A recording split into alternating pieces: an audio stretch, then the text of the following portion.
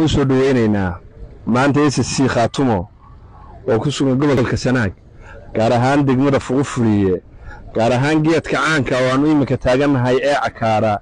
ee ay ka soo ulkuntay sanbalada guunka weyn ee Maxamuud Garaad geedkii ka soo ulkuntay baan maanta idin ku soo dhaweynayna ee Siyaad Maxamuud ama Sir Shoore marba dabaqad bay sii socotay ku soo dhawaad horta geedkani waa Cakaara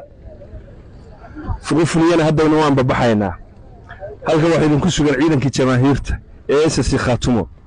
waa ragii soo xoreeyay gobolka Sool hadda waxay u socdaan gobolka Sanaag inta uu xoreysmayna halkan ay joogayaan insha Allah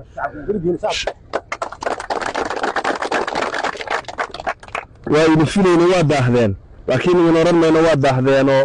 barnaamij culus baynu soo maray xildhibaanna soo dhawaada saraakiisha soo dhawaada maayirkii degmada Xudun baa isna halka maanta maraya soo dhaweey maayir adiguna waa ciidankii aad ku soo tacabteed muddada badan hilibka shiilan iyo suqaarka isugu soo xidhaysa muddada aad ka wada oo aad garanaysaa waragii saaxiibada ay jamaahiirta la soo aad muddada dheer la soo martay oo soo dhaweynayna aadna maayir dhammaantiin waa soo dhaweynayna saraakiisha ciidanka ee halka ku sugan assalaamu calaykum waraxmatullaahi wabarakaatuh wixii baahiyaada ama wixii macluumaada ama wixii hoosaada waxaynu isla tageynaa beeskeeda magaaladii baa laydin ku sugayaa baadka la idin taagay quraxda la idin taagay halka ay yar baad timi dadkii intii dambe waa idin dambeeyaan iyagana xaggaas ay wixii